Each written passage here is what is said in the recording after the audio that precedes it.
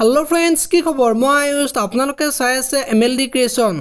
रंग चेनेলত सम्प्रचारित হৈ থকা অঞ্জলি ধাৰাবাহিকখনৰ আজিৰ খণ্ডটো চাবলৈ বহুত বেছি ইন্টাৰেষ্টিং হ'ব কিয়নো যোৱাটো খণ্ডত অঞ্জলিয়ে যে নিজৰ মাক আৰু দেউতাকৰ পিছতে সাগৰক যে বহুত বেছি ভাল পায় সেই কথাটো কৈছিল আৰু অঞ্জলিৰ সাগৰৰ প্ৰতি থকা মৰমখিনি কিয় সন্দেহ কৰিছে বুলি কৈছিল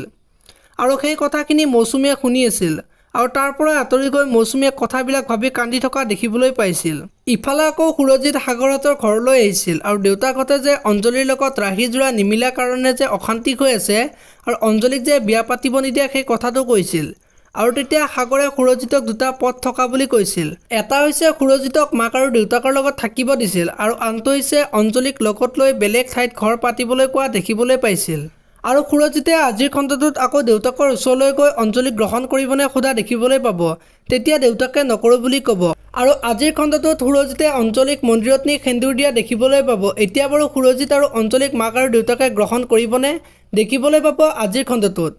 ইফালে আকৌ অঞ্জলিক বিয়া পাতি সুৰজিতে সাগৰহঁতৰ ঘৰলৈ যাব